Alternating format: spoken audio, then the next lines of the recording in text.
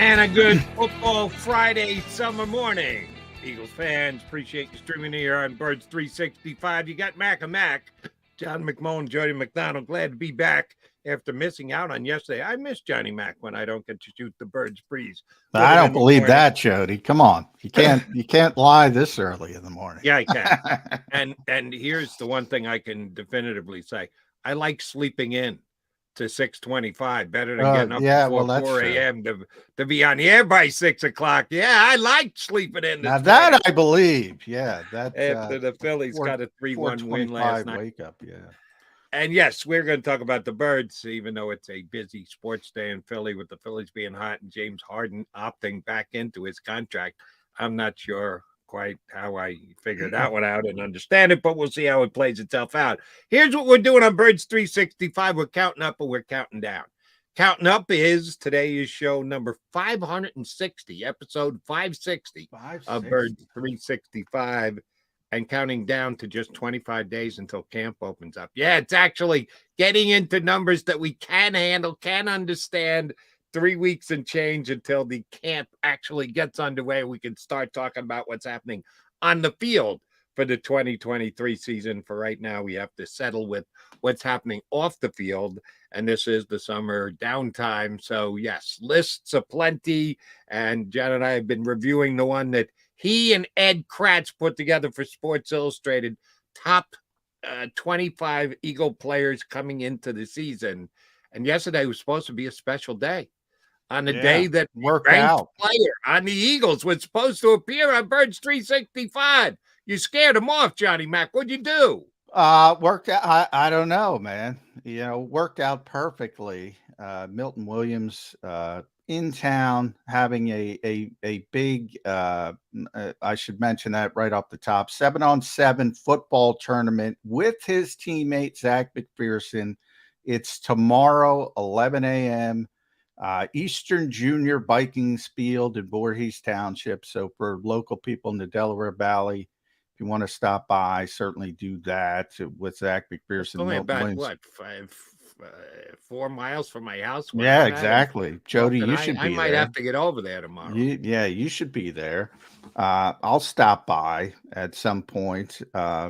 So 7-on-7 tournament, Zach and Milton are both doing it. Hopefully Zach's going to be on the show today. We'll see how that works out. It's one of those things, new world streaming. If it's a phone call, it's not that big of a deal, but streaming's a little bit more of a hurdle. Guys are moving around. Milton's workout schedule got changed yesterday, so I wasn't able to make it. And it's a shame because he was number 16 on our list, and it just happened. It wasn't planned. It just happened to work out that day. But it all went awry, Jody. But he's still number 16. Right, and he'll still be over at Voorhees today. So good on Milton Williams for that. Tomorrow morning. Tomorrow, excuse me. Thank you for the correction. So you had Milt Williams at 16. After John and Ed put their list together, I figured if we're going to review it here on the show, I should come up with my own list. And I had Milton Williams on my list a little further down at number 21, and you had Adam at 16, which brings us to number 15 on your list, and you're staying on the defensive line? Yeah, staying on the defensive line, staying at defensive tackle, just going the veteran routes. And, Fletcher Cox is number 15 on our list. For many years, Fletcher Cox would have been number 1 on this list, would have been the best pure football player in Philadelphia. Obviously isn't at that level as he goes into what is his year 33. He'll turn 33 in December. So, obviously, he's not the player he once was when he was in the conversation for being the best under tackle in the world, not named Aaron Donald. So you always start at number 2. But he was a tremendous player. And I think because he was so good for so many years and he was the number 1 player on this defense for so many years, I think people, not everyone, but I think a lot of people fail to realize he's still a pretty effective player, still a good player. And he lands at number 15 on the list. And I'm with you. I've got Fletcher just slightly higher than you guys do As I said, damn, I'm Oh, all choked up about being back on the show. I have Fletcher slightly higher. I'll get them in a day or two.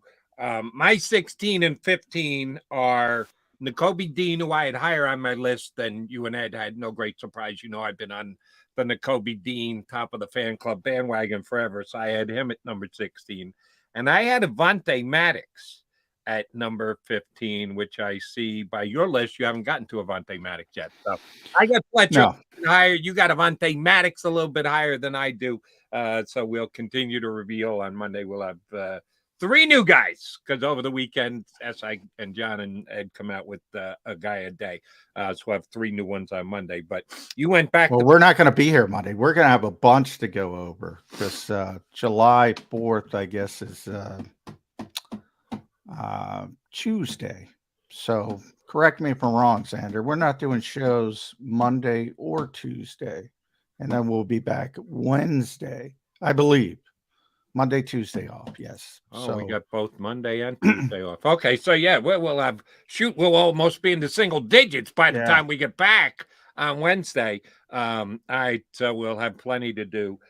You went back to back DTs, Milt Williams and Fletcher Cox. Here's the question I doing a show yesterday on WIP. We had Brian Balding on, talked about offensive and defensive lines as a guest and the roster construction here. I know you have the chore of coming up with the Eagles' final roster, and you must submit it for the contest you're in with all your other cohort Eagle beat guys. And you won it a couple of times. You were runner-up a couple of times. You'll get in the competition again this year. So I'm going to ask you to tip your hand a little bit here. We've got months to go before you got to turn in. So a lot of things can happen. A lot of things can change. I'm not asking you to speak out of school here, but here's my general question for you. If we consider Hassan Reddick and Nolan Smith defensive linemen, which I know you have no problems doing because you get annoyed when anybody references them as linebackers because they're not. They're defensive ends. They're edge players. In your mind, my mind, and the Eagles' mind, and most of the National Football League, they're considered edge players. If Smith and Reddick are edge rushers, considered defensive linemen, how many defensive linemen are the Philadelphia Eagles going to keep on their 53-man roster? 10, I would say. I would bet on defensive linemen. Yeah, I would bet on 10, potentially because they have so much depth. They might even keep 11 and go light. Who the hell's going to play special teams? When sometimes they do it on the offensive line as well. Sometimes they go deep. They probably won't this year because they're not quite as deep as they have been in the past. But they believe in the offensive defensive line, and if they have a guy that they're concerned about losing through waivers, Moro Ajomo would be that guy probably this year. If they think they can get him through to the practice squad, a lot of that'll depend on what he does during the summer. If he plays well in the preseason games, it's almost a negative because you don't want people to notice him. He's just an example of it. If they feel they need to keep him, Jordan Mailata is probably the best example. I mean, the guy didn't play for 2.5 years, but they were concerned about getting him through waivers, so they kept him on the back end of the roster. How right were they about that? Yeah, they do it all the time. If they're concerned and they don't want to lose a guy, and it's worked both ways. They lost Brett Toth, who's not the same level of player, but they didn't want to lose him, but they lost him because they risked it. And so it can work both ways, but they're incredibly deep. I've mentioned that. I was, texting a personnel guy outside Philadelphia, and he said they have 16 or 17 NFL players up front, edge rushers, defensive tackles. Can't keep them all. And there's lots. We're talking the range of Hassan Reddick, Defensive Player of the Year candidate, down to Kentavious Street, who's a legitimate NFL player that should be on a 53-man roster and probably will be. I don't know if it's going to be here, but he's going to be on a 53-man roster. So that's kind of what he's talking about. But that's a lot of front players, edge rushers, defensive tackles. They're tremendously deep on the defensive line, and that's why Bucky Brooks was the one who said, hey, this is not only the best defensive line in football, the best defensive front in football, it is the best overall position group in the entire NFL. And when you add depth into the equation, you can talk. There's certain teams that you can say, all right, they can match or at least battle the Eagles starters, and the Eagles starters are at worst top 3. But there are teams that can say we got some really good players, but they don't have that depth that the Eagles have. The Eagles just, man, it's just everywhere you look, it's an NFL player up front. They surely do, but here's my concern. And I thought you were going to say 9. I was surprised you said 10, but you could very well be right.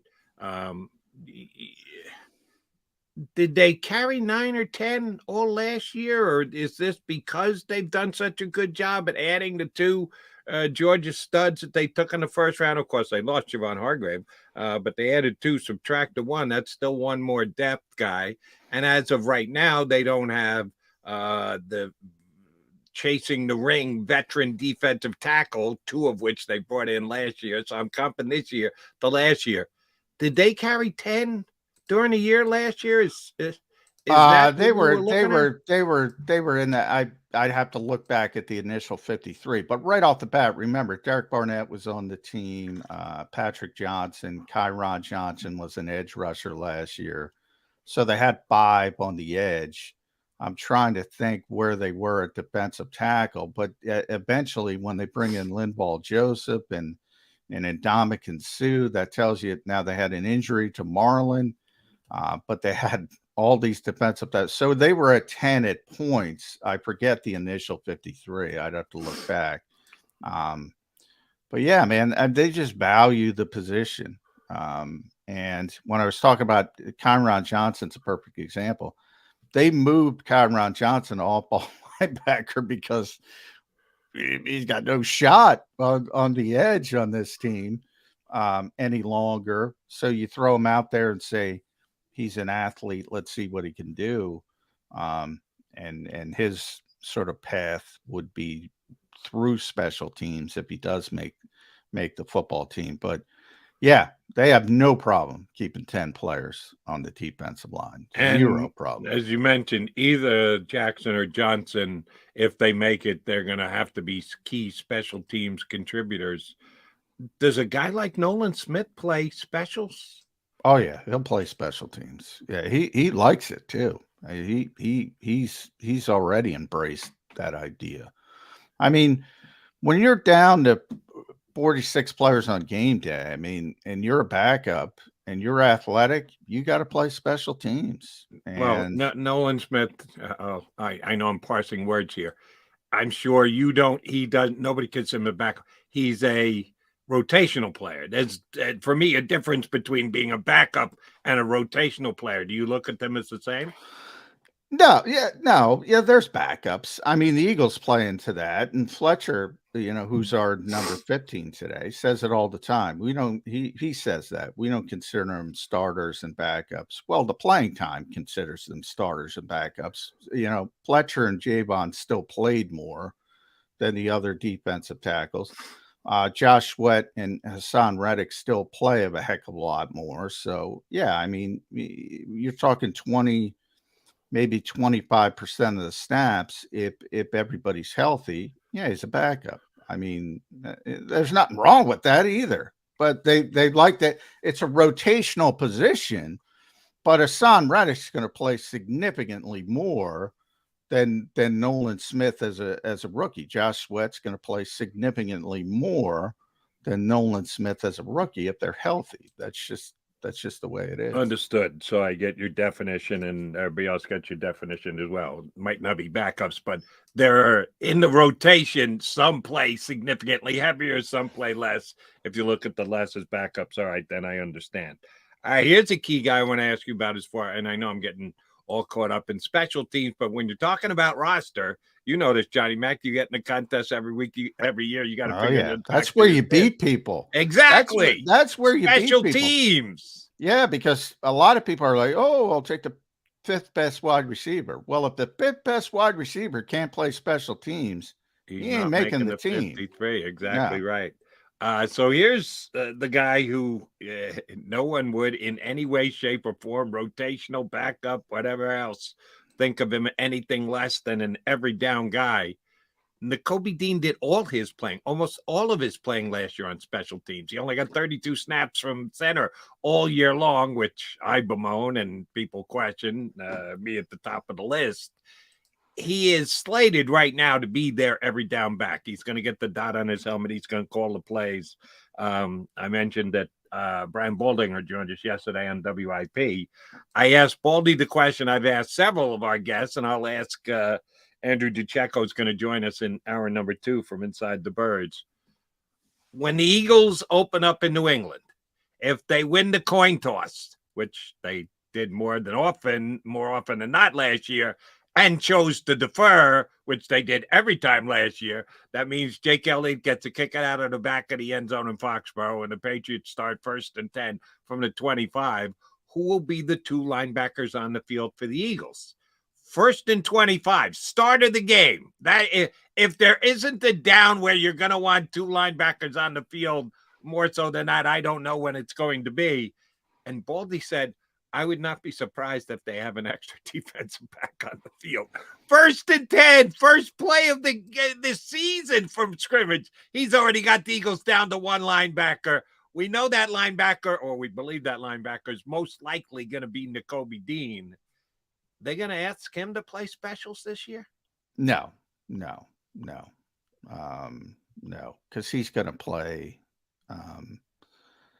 He's going to play at TJ Edwards level of snaps. Now, you never know with injuries, and there are certain guys, and Malcolm Jenkins, Rodney McLeod exemplify this. I mean, Malcolm played every play, and he would go play special teams. Rodney, it takes a special person and a veteran player who sort of says, "All right, I'm going to do it," put their foot down, and Nakobe as a young player, they don't want to put too much on his plate. He's already getting such a bigger workload. I think they want him to concentrate on linebacker. So again, you never know if injuries crop up and things like that. He might volunteer, but no, I would say that's not the plan. Another guy I want to ask about special teams, and we're hoping to have Zach McPherson join us here on Birds 365 in town doing some stuff. Said he would try and jump on board. We'll see if we do get Zach up here in a couple of minutes. Terrell Edmonds, offseason signee, looks like he's going to be in the safety mix. Is it going to be as a starter? Is it going to be as a situational substitution guy? We were just talking about who plays the most snaps, or the starters and the others are the backup, even if it's a rotational type thing. I didn't check. I checked Edmonds' amount of snaps from the line of scrimmage. He played basically every down for the Steelers last year, the last couple of years, after being a high draft pick as a first rounder for Pittsburgh. Was he a special teams guy for them? Is he going to be tasked to be a special teams guy with the Eagles if he is a starter, as per the way you defined starters earlier? Yeah, I don't. I'm sure he played special teams at times in Pittsburgh. I'd have to look it up, but no, I don't expect the Eagles. I do expect him to be a starter. And if, by the way, if Baldy's prediction comes true, he'd be the guy playing you got linebacker. an extra safety on the field. Yeah. Of course, he's going to be a starter. Yeah. But I think he's going to be a starter, one of the 2 safeties. And I think it's Reed Blankenship against Sidney Brown for the other spot. I think Terrell Edmonds is going to be a starter. So my quick answer to that would be no, because remember, if he's the starter, you have Kayvon Wallace, who's likely the 4th safety, who's a big part of special teams.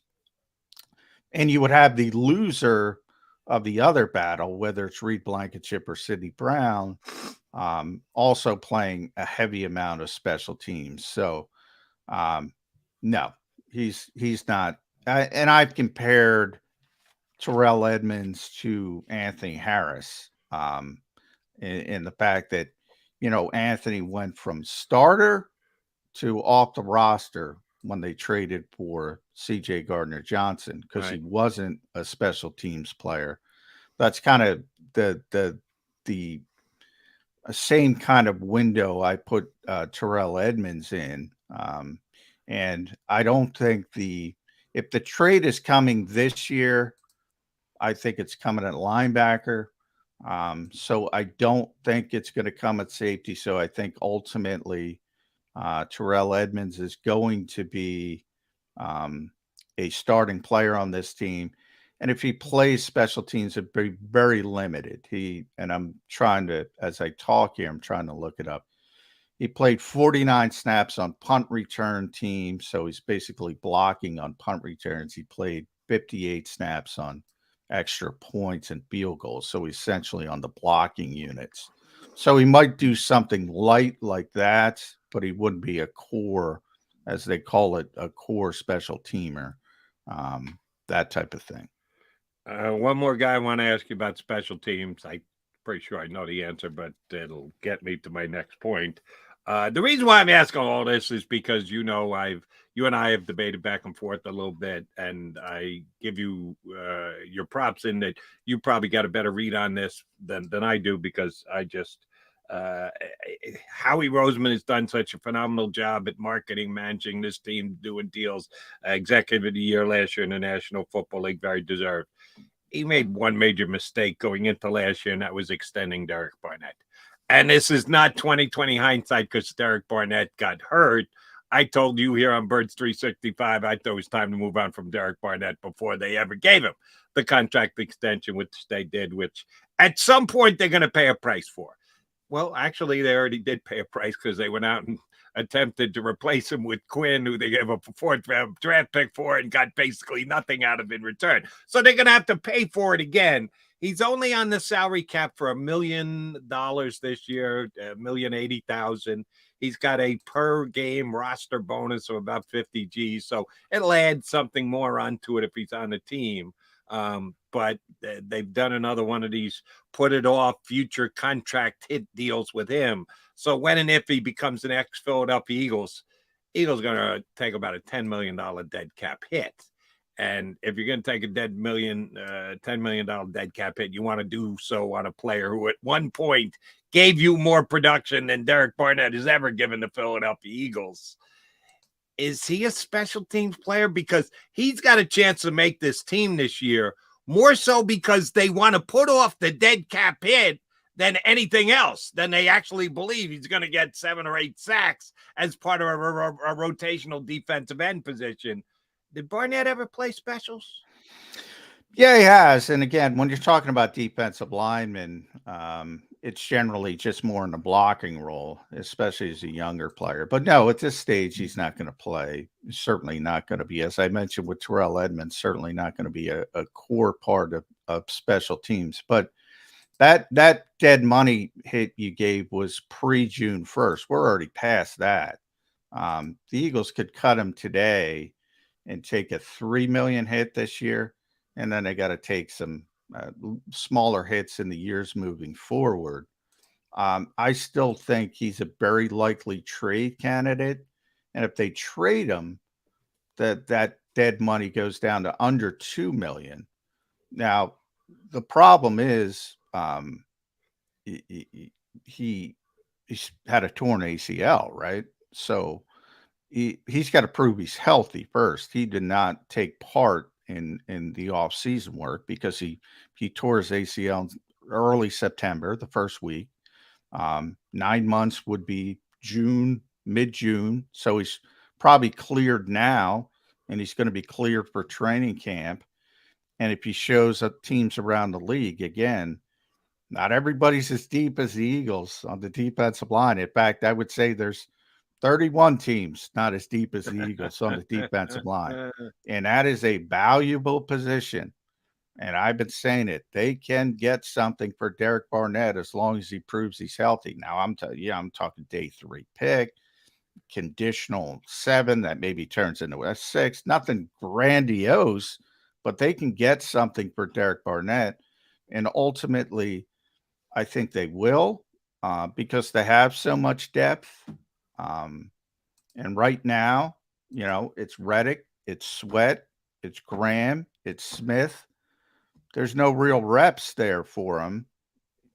And again, but you don't have to do it immediately because, well, you can't do it immediately because he's got to prove he's healthy. But even if he was healthy, you don't have to do it immediately because you want to do is wait for training camp, wait for the injury to pop up, wait for the desperation somewhere. Maybe it's a gambling suspension, Jody, somewhere else, as they keep popping down. And all of a sudden, a team gets desperate and gives you a little bit more even than you thought you would get.